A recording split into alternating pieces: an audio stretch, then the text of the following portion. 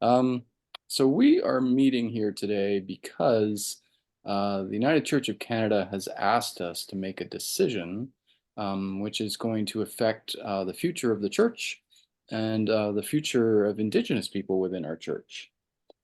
And there's a few things to know about all this. One of them is, so my suggestion for how tonight can go is I'd like to make a presentation that'll last 10 or 15 minutes, which will include a video where Indigenous people explain why they think this is important. So it's not just me talking. And I kind of want to front load you with a lot of information in anticipation of logical questions that you would have. And then once we've done that, we can talk about, what we feel about it. And if any points have been missed, there's another video that we could watch. So I'm kind of hoping that we can do it that way. And the more informed we are, the better the discussion will be, rather than it just being, what about this, what about that? So there's a few things to know about just how United Church polity goes. So the United Church was created right back in 1925, and it was created through an act of Parliament, United Church of Canada Act. And as a result, if we want to change our governance structure, we have to do something called a remit. And that is, we have to reach out to all of the churches and say, is it okay if we change the way we do our government? And, oh, there's Charles. Is it okay if we change the way we do our government? And we did a remit. Remits come up every few years. There was a remit that had to be done when we decided to go from the four-court structure to the three-court structure, right? So we used to have presbyteries and conferences. We don't anymore. We got rid of them through a remit, right? Where every church voted. And the trick with remits is, at least with this one, is that it's about deciding how to, create a sort of parallel church within the church. But the trick with it is, if we don't vote at all, then head office will assume we voted no. Which seems kind of mean to the Indigenous folks, given the state of many dysfunctional churches, but that's the way it's set up. So that's why it seemed like a good idea to have an information session on this so that we can make an informed decision. And we opened it up to everybody because we're an affirming congregation, and this strikes me as consistent with what we said that we would do as an affirming congregation, where it's not just about sexuality and gender, it's also about racism and about our relationships with other cultures. So what I'd like to do is start by showing you what the remit question is, and then we'll spend the next 15 minutes sort of unpacking it. So I'm just going to share my screen here for a second.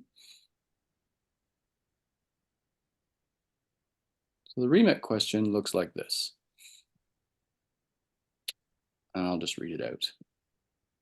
There is one question to be voted on as follows.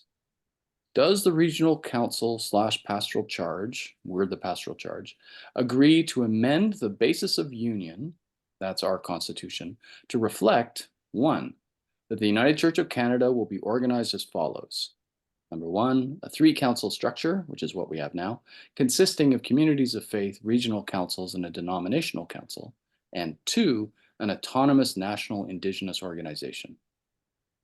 And then the second part is that once the new autonomous national Indigenous organization is established within the United Church of Canada, it will have its own mechanisms to make any future changes to its structure and processes, and therefore will not be subject to the remit process under section 7.4.1 of the Basis of Union.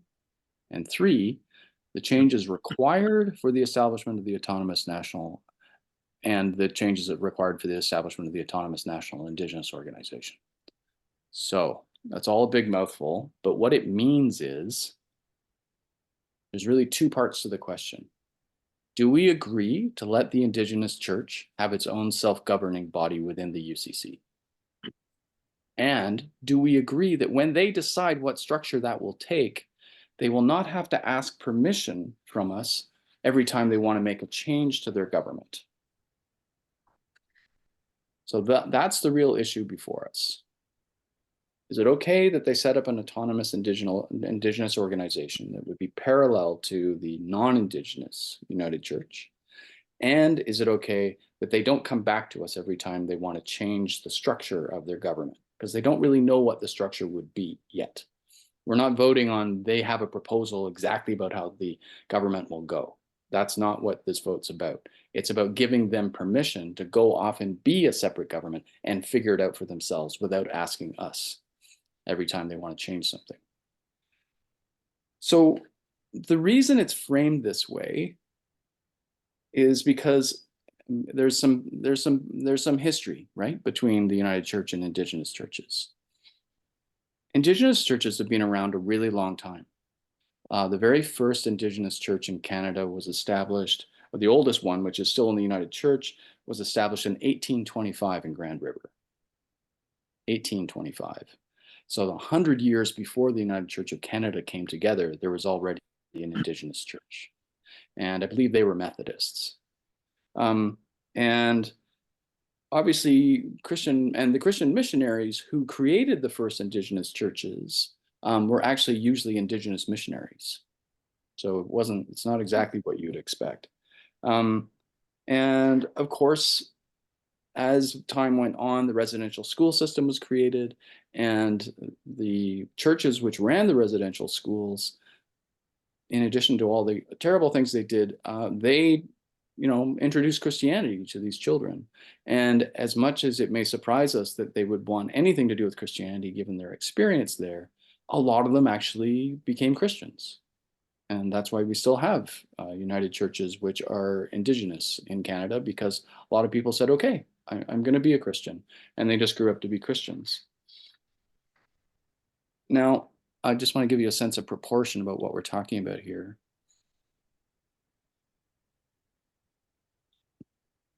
So there are 2,600 communities of faith in Canada, in the United Church of Canada, okay, from coast to coast. 54 of those are Indigenous, and most of them are located on reserves. Okay, so that's what we're really talking about. And they're spread out all across the country. There's a few urban Indigenous churches, but not very many. So mostly we're talking about Indigenous United Churches on reserves. And we've got a history with them, obviously, due to residential schools, but there's other things in play here which bear on why we're being asked to consider this question now and the way that we're being asked. So back in 1925, the United Church of Canada was created through a union of Presbyterians, Congregationalists, Unionists, and Methodists. Right? This happened in 1925, in Toronto, in fact. That picture was taken. But the Indigenous churches weren't consulted at all. It was just, the next day, it was, oh, by the way, you're not Methodists anymore. You're part of the United Church of Canada. And they were just absorbed into the United Church of Canada. And, obviously that came as a rude shock, and they would rather not have that kind of thing happen to them again. So, and to make things worse, the way the United Church of Canada from 1925 forward, for at least a couple of decades, looked at those Indigenous churches is that they saw them as mission destinations, right? Like they didn't think, oh, the Grand River United Church is the same as Lawrence Park United Church. No. They didn't see it that way at all. They felt that Lawrence Park should probably be sending money and help to the Grand River congregation, or whatever congregation in the reserves, because you can guess why, right? Like a very colonialist attitude where we're better than they are. They're not on an equal footing with us. No one consulted them because no one thought that that would be important to consult them, because they don't really count in the same way that the white congregations did, right? Like the United Church has a long history of colonialist action. It's not just in the residential schools, it's also how we have dealt with our own United Churches who happen to be Indigenous. So, and from their perspective, and they've said this explicitly, they feel like they've been treated like children within the United Church, right? Like we act like a parent and they act like children. So they would rather not feel that way about establishing an Indigenous church, like a national organization, Indigenous Church. So rather than me tell you what they think, let's watch a video where they'll tell you what they think, okay?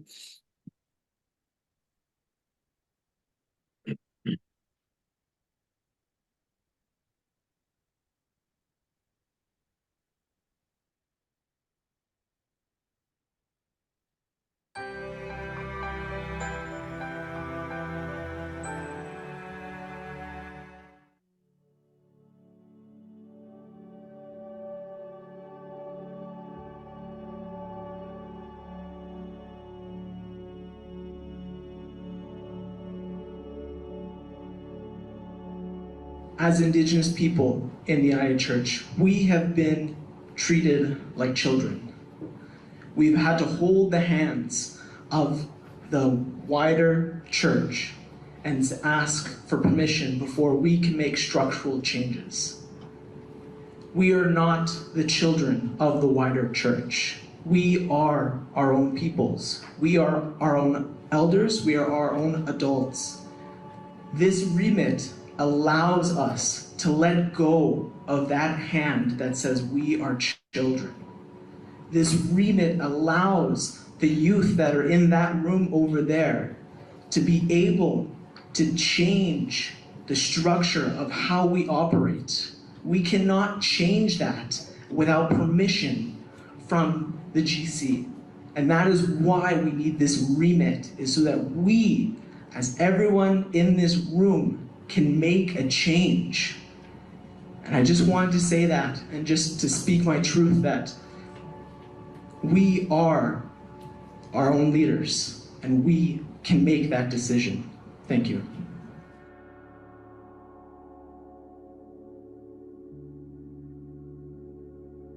I really encourage the remit passing because we have so much to give. There's gifts that have to be shared. We were talking about the difference between funerals, about baptism, name giving. We have lots to share without the United Church telling us what we should be doing. We should be teaching.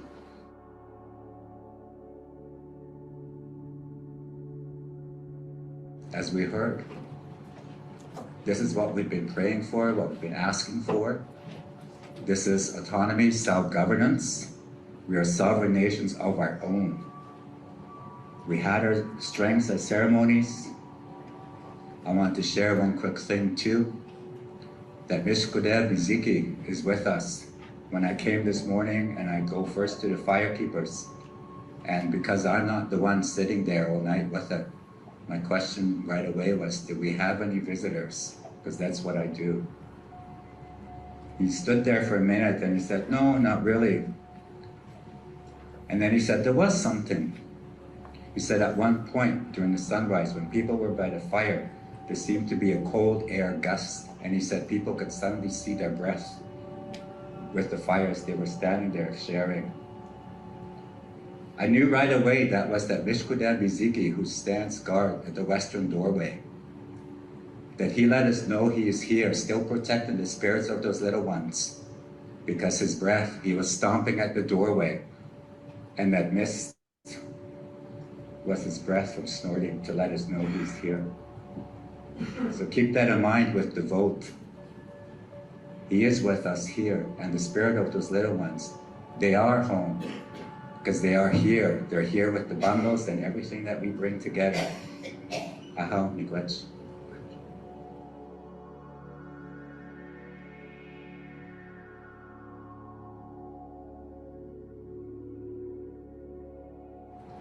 The Indigenous Church will be itself.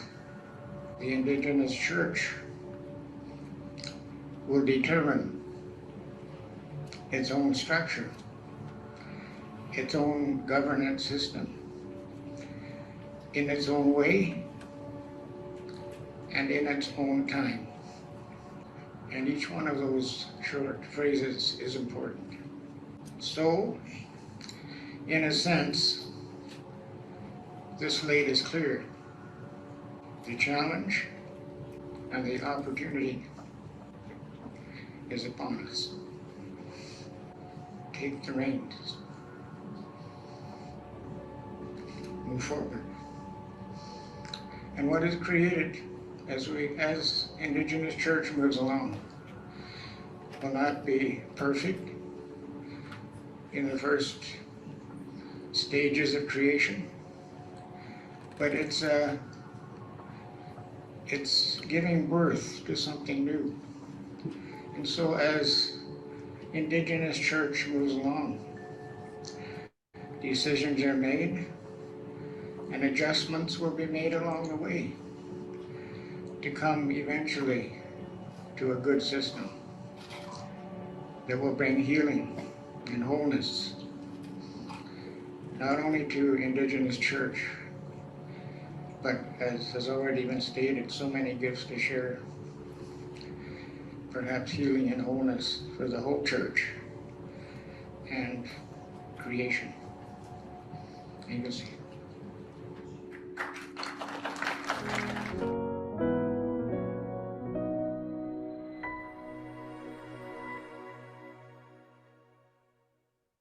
So there's a few things.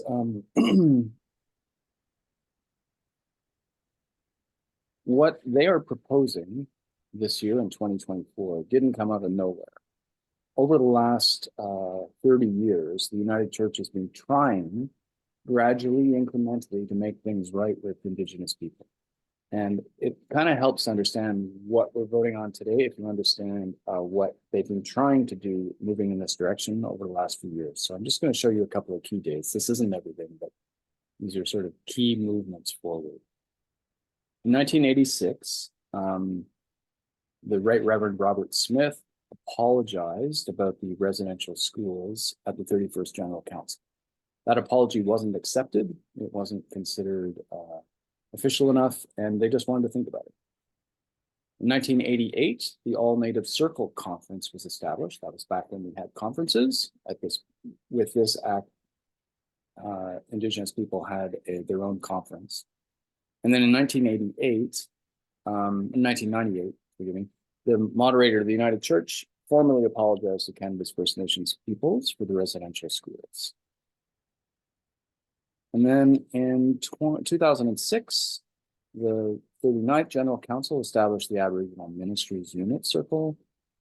And then in 2015, the church reaffirmed its commitment to the United Nations Declaration on the Rights of Indigenous Peoples. Right? So, and this is really important because this actually explains what we're doing tonight, or rather what we're voting on. The United Nations Declaration on the Rights of Indigenous Peoples, it has many articles, but the articles which are relevant to what we're talking about today are Article 3 and 4. Article 3 says, Indigenous peoples have the right of self-determination. By virtue of that right, they freely determine their political status and freely pursue their economic, social, and cultural development. And then Article 4 says, Indigenous peoples, in exercising their right to self-determination, have the right to autonomy or self-government in matters relating to their internal and local affairs, as well as ways and means for financing their autonomous functions. And that's the really key thing. When the United Church said that it was going to live according to the UN Declaration on the Rights of Indigenous Peoples, it was basically saying, we also accept that they should be able to have their own autonomous organization so they can organize themselves. And that's one of the reasons why we're talking about this. And a few things have happened. Before 2015, the church was slowly evolving in various ways to grant sort of pockets of independence. In BC, there was a ministries council, as well as in Quebec and Ontario.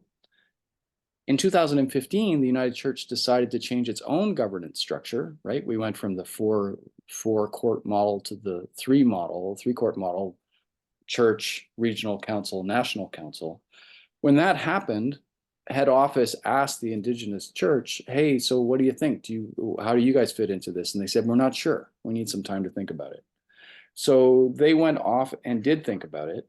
And they created a committee called the Caretakers Circle.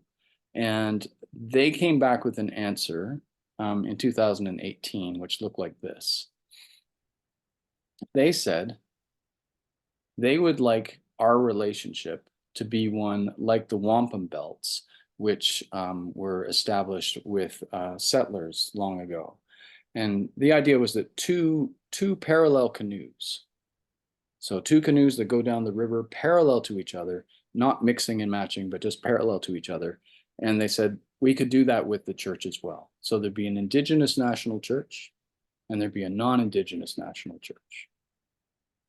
And so it's a peaceful coexistence in a sense. And in 2019, the General Council 43 approved the creation of the National Indigenous Organization.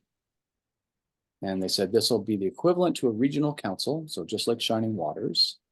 And that means that this body, which already exists, has the power to ordain Indigenous ministers, and it has an office within the Office of Vocation for supervising Indigenous ministers. So that already exists. But that caretaker's report in 2018 said, really, we want to go further. We want to be able to actually have our own Indigenous church, a separate organization within the United Church, which would be a partner with the United Church, but wouldn't have to report to it. And so this remit proposes that the already existing National Indigenous Organization become autonomous within the United Church of Canada. So that's the history. That's how we got here. So now, please, questions. Joyce.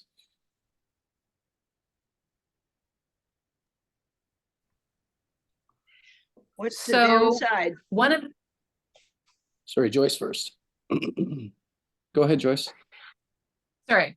One of the things that was in Article 4 of the United Nations Declaration of Indigenous Rights was the right to finance these activities themselves autonomously. How is the money going to work? Yeah, okay. Very reasonable question. I figured someone would ask that. This is Lawrence Park after all. So here's Exactly. the finances. It's a totally reasonable question. So the Indigenous churches don't fund themselves now. Because so many of them are on reserves, like almost all of them, they just don't have any money. So they've never really funded themselves. They rely on help from the Mission and Service Fund. They get about $4 million a year. And head office tells us they would continue to receive funds. They would also, however, continue to pay their dues. They'd still have to pay assessment fees and give to MNS. But yeah, there isn't a funding model within this where poof, suddenly they have lots of money. The UCC understands that it's probably going to be footing the bill for this because it always has. Right.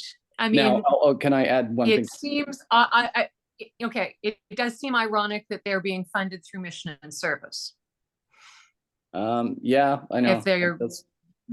It does seem ironic. And the other thing is that there is an agreement which has been in place for a while that when United Church properties are sold, they get a cut of it. It's unclear to me whether that's every United Church property or just the ones which are, on their reserve. But they are getting funded by the sale of United Church properties when that happens. So you're right. This is independent politically, but not so independent financially. Right. And it sounds like the wider church through Mission and Service is going to have a lot of control over their finances. I don't know. No one's been talking about that, basically because it's like the way this is set up is do we agree or not that they can form their own independent church parallel to the non-Indigenous church? That's the first question. And secondly, do we agree that they won't have to keep coming back to us to ask for permission if they change their structure? That's what we're being asked to vote on. We don't know what their structure is going to be because they don't know what their structure is going to be. The caretaker's report has a whole bunch of ideas, but it hasn't been approved or voted on by the Indigenous Church. So it would be premature to ask that. Michael Blair in the town hall meeting, he's our general secretary, he was saying, this is an exercise in decolonization where we stop being the master and they stop being, the servant. We're saying, okay, you want to be independent? Go off and be independent and just let us know what you decide.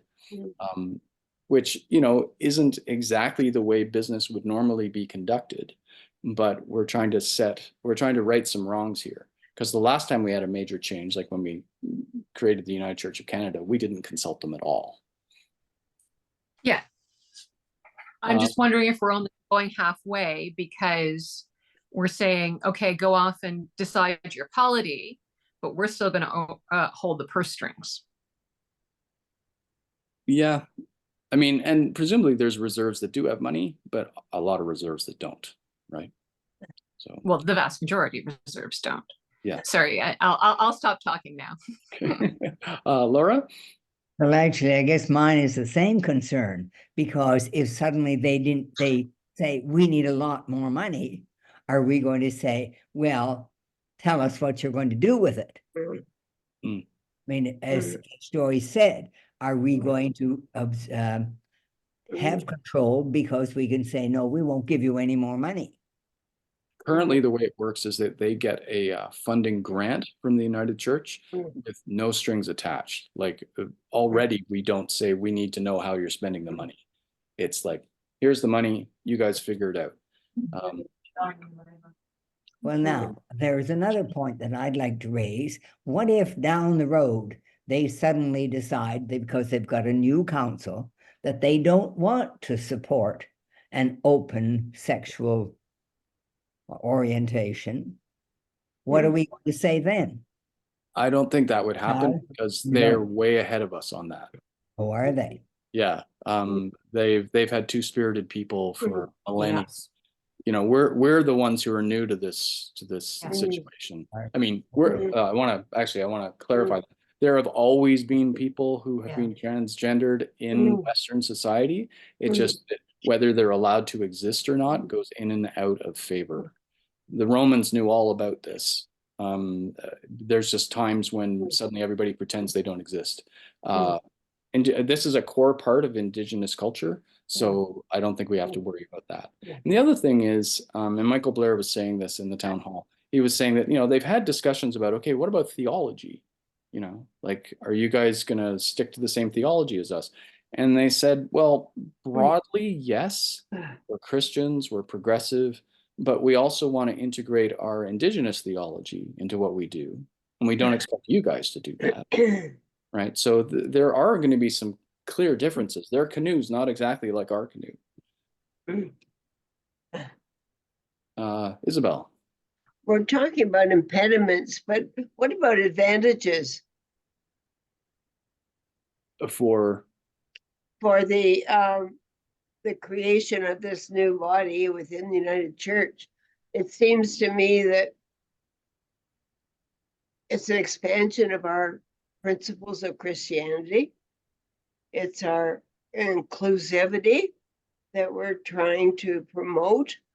It's our ability to overcome obstacles. It's our willingness to think of new ways of doing things. I think it's something that, while the financial part may be a problem, it can be overcome. Thank you. Beth, you have your hand up. Thank you. I see a lot of positives here. I see I see a commitment to taking the step beyond the apology. You know, the apology is fine, it's good, it's important, and it's necessary, but now it's time to actually take a step forward to reconciliation. Yes. And I think this is consistent with the United Church's commitment to UNDRIP, to the United Nations Declaration. It's consistent with a step towards reconciliation. Yeah. It's consistent with actually putting into action the apology. And what I see coming from the Indigenous community is actually really encouraging to me. They're not proposing to leave the United Church of Canada. They still want to be part of that structure, part of that organization, part of that community. They could just, you know, go off and establish their own church, their own community, but they're striving to continue to be part of the United Church.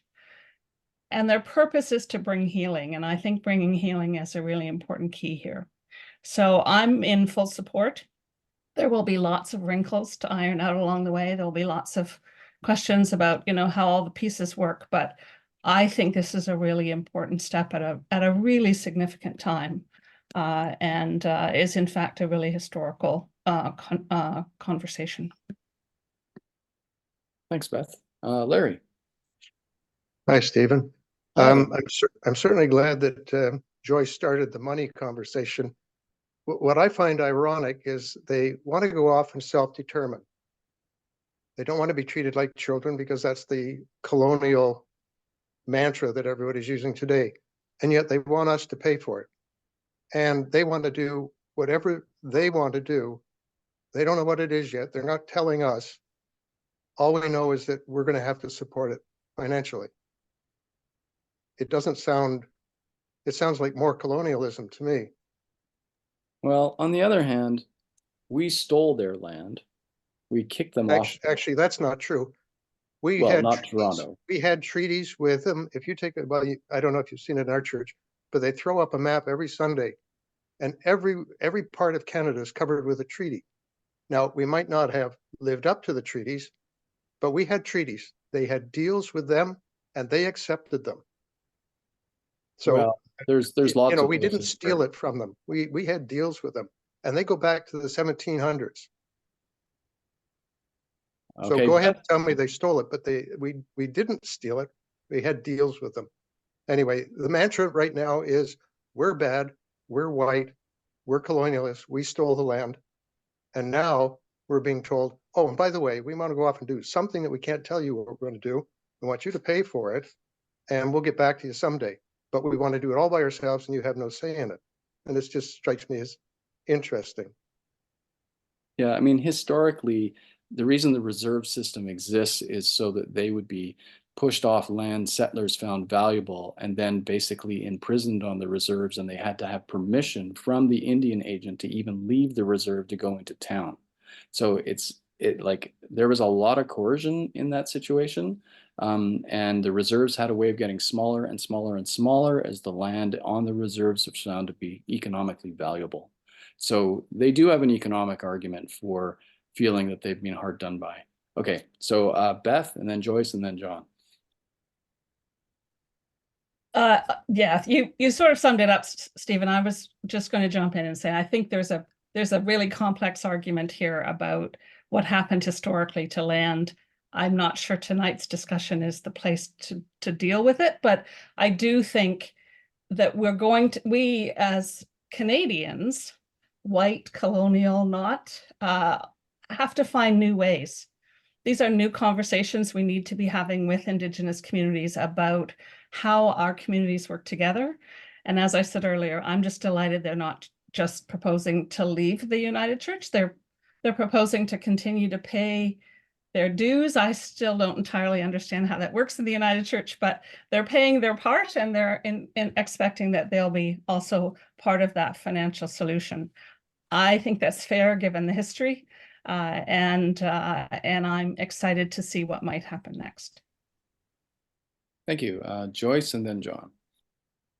I think John actually was first, so and I've talked a lot already, so I'll let John go first. I just want to express my thanks for the session. I hadn't seen that video. The previous version I saw featured Maggie McLeod, who is the former staff person in the national office, who I worked with in Hamilton Conference. I find it significant that she is very supportive of this. Interestingly, she's now serving a Caucasian, essentially, congregation near Waterloo. But she's been a really good bridge from her own Saskatchewan Cree background to serving in the wider United Church, to which she's very committed, but is very supportive of this approach.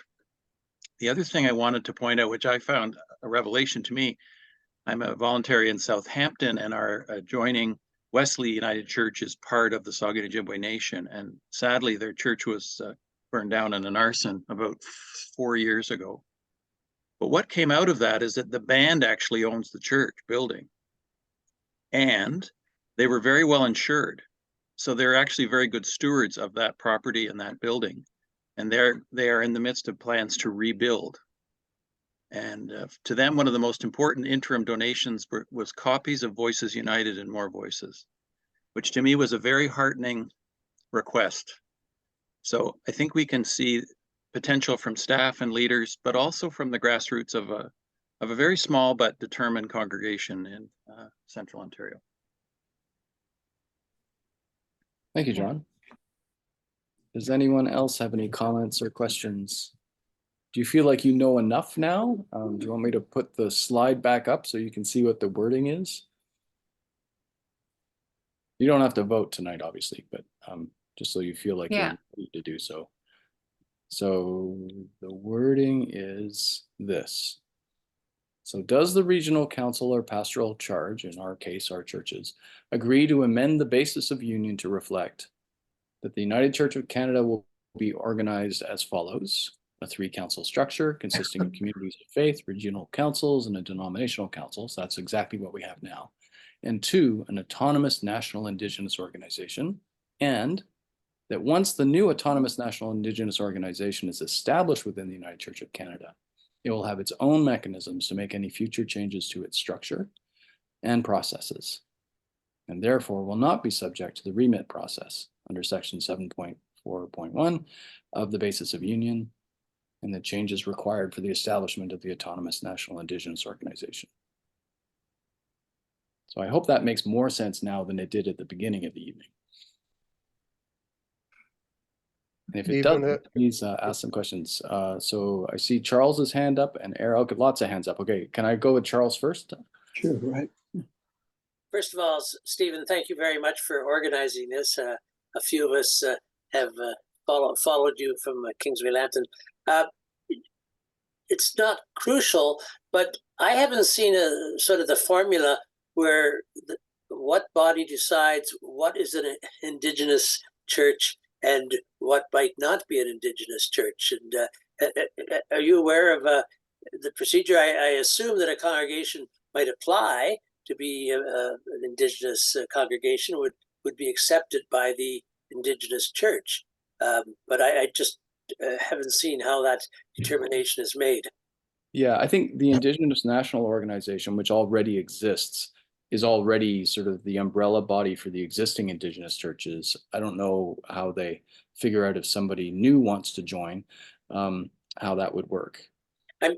Excuse me, just but my thoughts are, for those of us in the largest metropolitan area, there seems to be a role for the church with the urban Indigenous communities, and it'll be interesting just to see how that works out. Indeed. Okay, either Eric or Marilyn wants to speak next. I'm not sure which of you. It's Marilyn. I just want to have a clarification around how the decision was made around the voting process, because it feels very unfair because there's so many congregations that are not going to be doing what we're doing tonight, maybe getting themselves informed. And what, like, is that set by the general council, this process? And is there any appeal? I mean, I'm very positive about this. I want it to happen. If it ends up being a no, like, how do we let the church know we're not happy with the way this was done? Or is there another way to do it that's more fair? I don't know. I suspect, and jump in if anybody knows better than I do, but I think the remit rules are part of the United Church of Canada Act. So it's not that the United Church of Canada chose it to do it this way. John, you're shaking your head. Am I incorrect? Nope, I'm correct. Right. Yes. I think you're quite correct. We're bound by the legislation as it stands. I don't think it's actually in the legislation. I think it's the basis of union where you find it, not the actual act. Fair enough. And the basis of union is not part of the legislation. But it's been a while since I've looked at the UCC Act, because it's not actually part. Like it's considered a private act, so it's not actually part of the published, statutes of Canada. But the basis of union is basically our constitution, so it's how remits work, right? Yeah. Everybody has to vote. And like, just as a point of information, regional council has already voted and said yes, which is odd. And all the regional councils need to vote, but so do all the churches. And frankly, like, we're getting to this pretty late. Like, I really let this slide because it's due March 31st. the decision. I got in touch with North Lee today saying, hey, have you guys talked about this? And they said, oh yeah, we voted on that a year ago. So, you know, which is good because it's meant that the United Church of Canada's had time to see if the various congregations are actually doing something about it. I got a reminder about this. I was able to say, honestly, oh, we already have something planned. And they said, okay, good. So the regional councils do seem to be checking up with congregations to make sure they're going to do a vote. Good, thank you. Yes, Martha. Yeah, hi, Stephen, thank you so much for putting us all together. I know that our council at Lawrence Park will be voting on this next Tuesday night. And I have spoken with a few other members of different churches, Fairlawn, Eglinton, St. George, the cluster members really, and everybody is so in favor of this. So I don't think there'll be any concern that it won't pass. And frankly, I'm very excited. It's another example of the United Church leading the way, as we have over the years, in welcoming and in fact encouraging Indigenous communities to be of their own. And I'm just thrilled about it. So I hope all of you are too. I was going to ask the money question too, Joyce, but I'm glad you did. Okay, any other questions? Do you feel like you have enough information to make an informed choice now? Yes, Jeff? Yeah, I just wondered, do we know, like, are there any people within the Indigenous community who oppose this remit for any reason? I mean, is there any dissenting voice as far as you know? I'm not aware of any, but I definitely do not have perfect knowledge. Thanks. I mean, one thing which is interesting is in that caretakers document, which came out in 2018, which really lays out some of the ideas that they might explore. One of them is that it kind of says our decision making is going to be slow because we really do want to do things based on consensus. So this is going to take a while. So I suspect the fact that the remit got to this stage is after a long time of discernment among the Indigenous communities themselves, trying to figure out what they wanted to do. Okay, well, if there's no other questions, thank you very much for coming tonight, folks. And our council, Lawrence Park's council, will vote on this on Tuesday night, as Martha said. When does Kingsway Lambton vote on this? On the 12th. On the 12th of March. Okay, cool, great. And I did record this, Charles, so I will, I guess I'll throw it up on YouTube and I'll send you the link so that you can share it with anybody you like, as can Lawrence Park. Yep. I think some of our members had other things that they wanted to, council members had other things that they were already booked. But thank you very much for organizing it, Stephen. Yeah, my pleasure. Nice to have you here. All right. Take care, everyone. Thanks, Stephen. Have a good night. Thank you, Thanks, Stephen. Thanks, Stephen. Bye-bye.